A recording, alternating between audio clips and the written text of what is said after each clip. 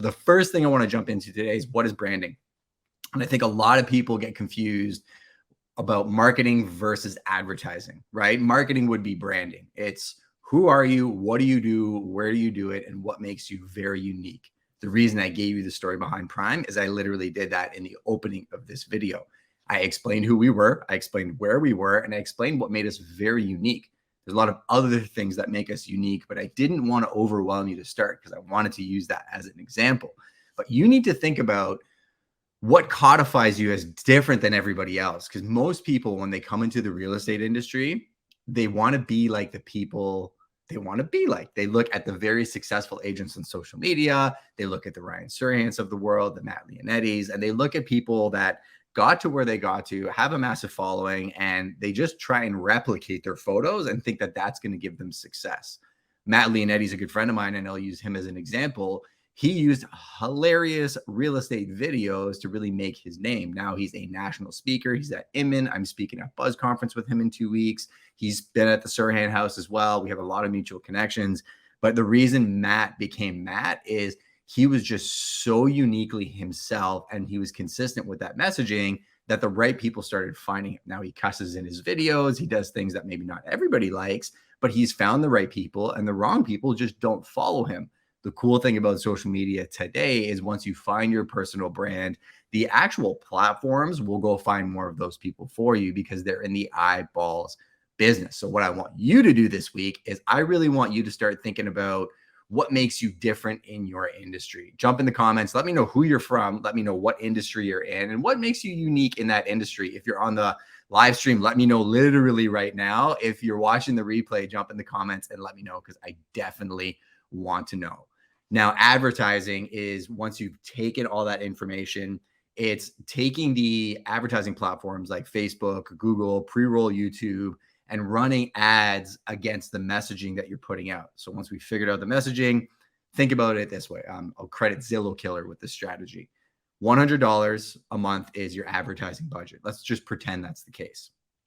70% of that is actually generating leads, right? So if it was in my industry, maybe I have a listing that's live and I'm running a lead generation ad to that territory for people looking for that house. Awesome. 20% of that ad is actually brand awareness. So once I have those leads coming in, and then I'm actually retargeting them with my market update video. I spend a lot of time staying on top of the real estate market. The market has shifted completely from May until today. I work with economists, I work with bankers, I work with a lot of people that people don't necessarily have access to. I compile the information, I make it efficient, and then I send that information to people that just don't know me yet, but they've integrated or they've tagged one of my leads or they're in my database somehow, right? Now they're starting to get to know who I am through my branding. Maybe they follow me on Instagram. And if you start thinking about what I just said and I start talking about my messaging, about the real estate industry that I cover, where I cover it, the fact that I have a global network. If you're looking for an agent in Texas, you can call me. Guess what their aptitude for clicking on my profile and sending me a DM is? Much bigger than if they've never actually met me or I never told them who I was.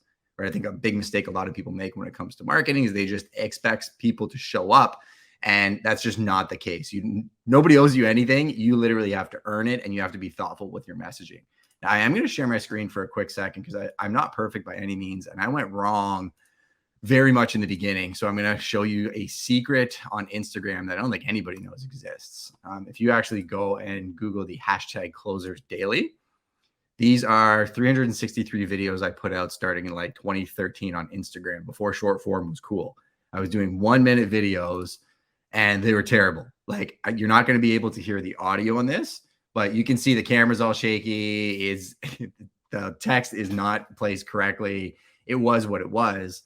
But the funny thing is doing these videos over time is literally how I built my business. You know, I never really had a ton of views. I never really had a ton of likes, but I would see people on the street and they would look at me and be like, "Oh, I watch all your videos. They're awesome." In my head, I'd be like, "Well, why didn't you like or comment on it?" But, you know, I was worried about, say, vanity metrics in the beginning, and I almost gave up a couple times, but the phone kept ringing and people kept telling me they were watching the videos and I kept getting business. So I kept doing it. The funny thing is now, if you look at the same profile, you see it's a lot more streamlined, and without me even clicking on anything, you see him at an open house. You see I'm learning at the Tom Ferry Virtual Summit. You see him around a really nice car at a motel and wondering what's happening at the commercial property. You see me with my boy Scott McGilvery talking about real estate. you can tell through the visual representation of my brand how starting to produce content at a high level in the beginning got me here, right? It took the 10,000 hours. It took the 363 posts, which is now over 1,000 for me to really get to this place. But don't compare your today to my today, right? Compare where you want to get to with the actions I took to get to where I got to today. I was going to also show something else that popped up this morning. I opened my Instagram as I was prepping this segment for you guys, and AP Team Real Estate, who's linked with the REC team, a group I work with out of Toronto, posted this. And I actually literally was typing beauty shot. This is fire. And I literally was going to write that because I think it is a beautiful shot and it's luxury real estate. And I'm going to hit send. Cool thing about this is now that I hit send, guess what the algorithm knows? It knows that I like people in real estate. I like luxury real estate, and it's actually going to help me build my network. So a key to building your brand is making sure that you're taking the time to interact with brands and people that are in the same space that you're in. If all I did was go after fly fishing people on Instagram, guess what Instagram would think I was? A fly fisherman. So get very, very dialed in on who you are, what you do, where you do it, and where you want to spend your time. I also want to talk about what you do once those leads come in. I think having some type of qualification system in place is absolutely key. Get yourself a CRM. Actually, last week I did a video on the entire way to break down and use a CRM. So if you want to see that replay, I think it's going to drop on Monday. Just hit the subscription notification button, or you can join my newsletter. If you go to justinconoco.com/resources, I will share that screen super quick. You can just click this. You can actually get all these free PDFs as well. So my content creation guide, how I shoot and create content, how I do my time blocking, getting started with YouTube, storytelling. This was actually Kyle Scott, producer at NBC and head of Serhant Ventures. So Ryan Serhant's my personal mentor. Kyle came on and talked about storytelling, and all these will be on the resources page. And it's also where you'll get all of these replays so you can watch the more condensed version of them. But I'm going to go back to the presentation for now. So once you actually get a lead that calls in, how do you do a lead intake form?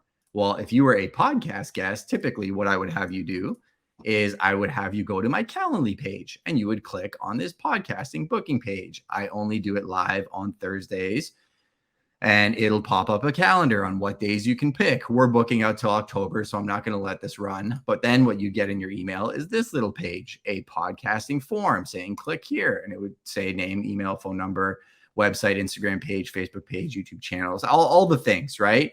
Now, we are refining this process a little bit, so there's no redundancy between Calendly and this. But the reason all of this stuff was in place is the second these forms get filled out, it actually goes to my CRM that I spoke about. And my CRM will then create a person in it automatically. So I don't have to do any more input. And it'll assign an action plan to it saying, make sure you double check with the guest at the date that works. You get their headshot. You do the social images. What do you do pre-show, launch the show, so on and so forth, right? It's all systemized and automated. I know that sounds like a lot, and I've broken that down in previous videos. Or if you're curious about any specific topic, jump in the comments, let me know. I'll break it down in a future video. But taking the time to build the foundation is what gives me so much time to do videos like this, right? So I just wanted to show you how systemizing those things can make a huge difference. And the actual podcast that they come on is the Prime People podcast. And it's a way that I can distribute content on multiple platforms, thus reinforcing my brand that we spoke about with minimal effort. So we've talked about building your actual brand and codifying who you are, what you do, where you do it, and what makes you different. For myself, it's content creation and media. We've talked about doing the lead qualification to having them become a client. Now, once they become a past client, making sure that you're retargeting them, similar to what we spoke about with the lead intake form and retargeting them with brand awareness. You can use things like newsletters. You can use things like client events to maintain that culture and that community. But the evolution of a brand is what I also wanted to touch on. So I showed you earlier on what my brand was like, who I was, how I got to where I got to today. But it's been a constant process of me looking at it every single year and refining it, right? Today, I'm actually in a place where I am putting massive limits and exclusivity around me doing stuff like this, where I spend my time, any information that I give and insights to what I'm doing and how I'm doing it, so that the their content becomes exponentially more valuable. My newsletter, my goal is to make that thing so insanely valuable, you would pay $1,000 a month for it. Cool thing is I'm not charging a dime for it. I don't need your money. I just need you to feel inspired. I need you to subscribe, and I need you to share this with somebody. I need you to leave a 5-star review for my podcast. I'm not asking you to do all that stuff right now. That is my actual goal. If you want to, feel free, go ahead. But that being my end game puts me in a place where my personal brand then becomes the thought leadership and allows me to open up a lot more opportunities for my personal life and my business. Now, where does that start? That starts with your vision. So you may know who you are today, what you do and where you do it, and maybe what makes you different. But when I talk about the evolution of a brand, I think you all need to step back, take a 30,000-foot view and say, why are you doing what you're doing? I'm not doing what I'm doing because I want to be famous and speak on a million different stages. That's not the life that I want. I want to be able to shoot content like this, inspire millions of people, but I also want to be able to live an absolutely free life. And I want to go fly fishing, and I want to play with my family, and I want to have a lot of time to think and do the things that I enjoy to do, right? To be able to do that at scale, I don't need any more clients, to be frank with you, right? We own Prime Real Estate. We also own a production company. Our production company has started limiting and putting parameters around who we take on as clients. Evolution of a brand. A year ago, if you would have asked me, we would have done photography shoots and video shoots and everything that I'm showing you that we do for my personal brand for anybody. But then I realized the more clients you have, the more you work for more people, the more bosses you have. People get in business because they want absolute freedom, and then they get in the client services business, and instead of one boss, they have 100,000 bosses. So my vision has really become the real estate brokerage and the real estate YouTube channel, which is this one right here. Prime Real Estate is the channel you go to if you're looking for anything real estate related. Right now, Southwestern Ontario, if you're looking for neighborhood tours, market updates, what's happening in the market, what's happening with interest rates, this is the channel you go and subscribe to. This channel only has 22.62K subscribers, generates 300 to 400 leads a year, just based off the organic stuff that's there. Insane. We just popped 1 million views for a small channel. And ultimately, this will be the channel you go to if you're looking for a realtor anywhere on the planet. I'm one of the Serhant ambassadors out of 12,000 people globally. I'm a McGillivray trusted agent. I'm tapped in with the Tom Ferry network. Plus, I have one of the biggest organic agent networks on the planet. So I can hook you up with the right person. That's this. And I actually get paid for that, right? When I send out a referral, I get a referral fee for making that connection, but I won't make a referral unless I know who's on the other side of that phone and they're actually very, very well vetted. So Prime, the most trusted name in real estate. When I look at my personal channel, the one that you're actually watching this on right now, the one where my personal website is at, justinconoco.com, I'm a real estate agent that's in production, right? So I want you to call me to do actual real estate if you happen to be in my territory. I put parameters around where I do that and who I do that with, some exclusivity, because I'm not the cheapest agent on the planet, but I can definitely make you the most money based on the systems that we build. But I'm also a media and marketing expert. So my personal brand is exactly what I told you, right? Be able to inspire people through my content creation to create in their lives what we created in our own. Because I don't necessarily feel like I'm the smartest guy on the planet, but I've gotten around the right people and found ways to use new media to capitalize on my core business.